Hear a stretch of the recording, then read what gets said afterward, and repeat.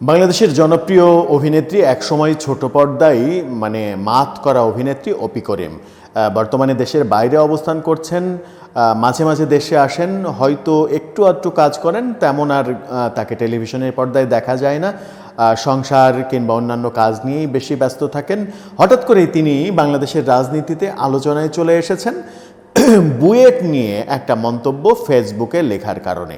কিন্তু তিনি আবার আলোচনায় আসলেন কেন, তিনি আদতেও মন্তব্য করেছেন কিনা, সেই ব্যাপারগুলো নিয়ে বিস্তর আলোচনা চলছে সামাজিক যোগাযোগ মাধ্যমে, ট্রলও হচ্ছে তাকে নিয়ে। কি সেই ব্যাপারটা, হঠাৎ করে অপি করিম এই বুয়েট রাজনীতির মধ্যে কেন ঢুকলেন, সেটা নিয়ে আলোচনা করব এই ভিডিওতে।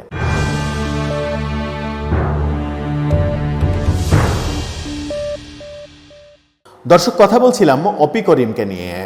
বাংলাদেশের জনপ্রিয় অভিনেত্রী অপি করিম, তিনি বুয়েট নিয়ে মন্তব্য করেছেন এবং বুয়েট নিয়ে মন্তব্য করতে গিয়ে তিনি বুয়েটের সাধারণ শিক্ষার্থীদের ব্যানারে যে আন্দোলন হচ্ছে, বুয়েটে ছাত্র রাজনীতি থাকবে না, ছাত্র রাজনীতির বিরুদ্ধে, সেখানে তিনি তার সহ অবস্থান বলেছেন, একমত বলেছেন এবং নো পলিটিক্স বুয়েটে এরকম একটা হ্যাশট্যাগও দিয়েছেন। সেখানেই খেপেছে যারা বুয়েটে পলিটিক্স চান তারা, এবং অপি করিমকে নিয়ে নানা রকমের ফেসবুকে ট্রল হচ্ছে। আবার আরেকটা খবরও সামনে চলে আসছে, সেটা হচ্ছে যে অপি করিমের এই স্ট্যাটাসটা তার আইডি হ্যাক করে দেয়া হয়েছে কিনা।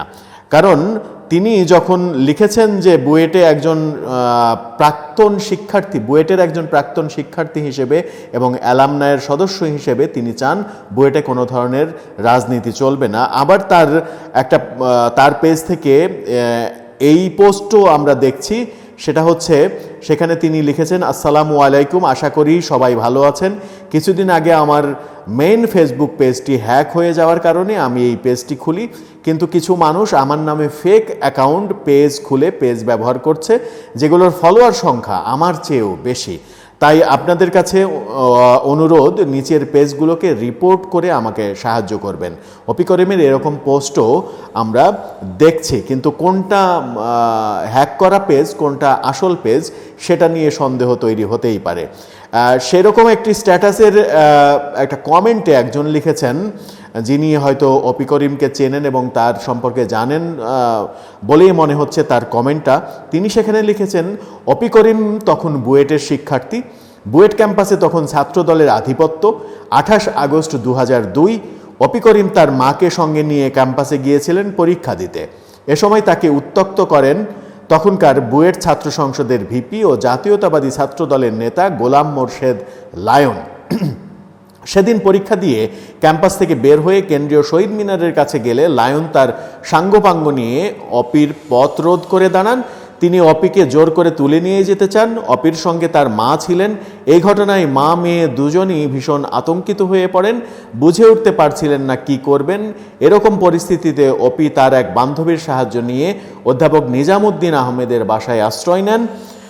লায়ন তখন দলবদ নিয়ে ওই বাসার সামনে পাহারা বসান। পরে ডিবির গাড়ি এলে তিনি কেটে পড়েন, এমন তথ্যও দিয়েছেন সাগরচন্দ্র দাস নামের একজন।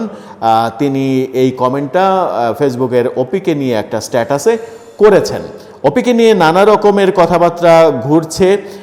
অপির যে পোস্ট, সেই পোস্টটাকে অনেকে বলছেন যে বুয়েট শাখা শিবিরের নায়েবে আমির হিসেবে অপি করিমকে দেখতে চাই।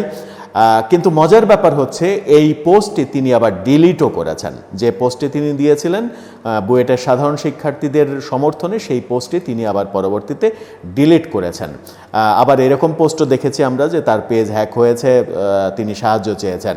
অপি করিমকে নিয়ে যে আলোচনা, সেই আলোচনার মূল কারণ বুয়েটে যারা ছাত্র রাজনীতির বিপক্ষে বলছে, তাদের অনেকেই অতি সম্প্রতি যে 34 জন শিক্ষার্থীকে গ্রেপ্তার হতে দেখেছি আমরা, সেই 34 জন শিক্ষার্থী এক বিল এলাকায়, প্রত্যন্ত এলাকায় মিটিং করছিলেন বেড়াতে যাওয়ার নাম করে। সেখানে পুলিশ তাদেরকে গ্রেপ্তার করে এবং তারা হিজবুত তাহরির সহ বিভিন্ন জঙ্গি সংগঠনের সঙ্গে জড়িত, এরকম আশঙ্কা করা হচ্ছে।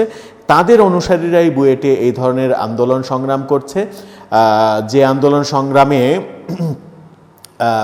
ছাত্রলীগ বিরোধিতা করে ছাত্রলীগ বুয়েটে ঢুকে পড়েছে, এরকম নানা রকমের ঘটনা কিন্তু আমরা বুয়েটে দেখছি। বুয়েটে যে হত্যাকাণ্ড হয়েছিল আবরার হত্যাকাণ্ডের পরে বুয়েটে ছাত্র রাজনীতি বন্ধ ছিল। আবরার ফাহাদের ভাই তিনি একটা ফেসবুক পোস্ট দিয়েছেন যেখানে তিনি লিখেছেন, ছাত্র রাজনীতি ফিরে আসবে জানলে বুয়েটে ভর্তি হতাম না। আবরার ফাহাদের ভাই বুয়েটে ভর্তি হয়েছেন আমরা জানি, সেটি নিয়েও নানা রকমের কথা হচ্ছে এবং তাকেও এই শিবির সহ নানা ধরনের জঙ্গিবাদী সংগঠনের সমর্থক হিসেবে সামনে তুলে আনার চেষ্টা হচ্ছে।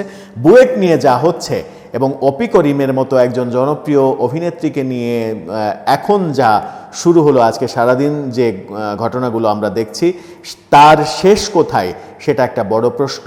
আমার মনে হয় যে অপি করিমের ফেসবুক পেজ যদি হ্যাক হয় তাহলে আইন শৃঙ্খলা বাহিনীর সে ব্যাপারে দৃষ্টি নেওয়া উচিত। আর তিনি যদি সচেতনভাবে এই পোস্টটি দিয়ে আবার পরবর্তীতে ডিলিট করেন তাহলে তিনি কি এক ধরনের ভয়েই ডিলিট করলেন যে তাকে নিয়ে যে ট্রলগুলো শুরু হয়েছে সেই কারণে?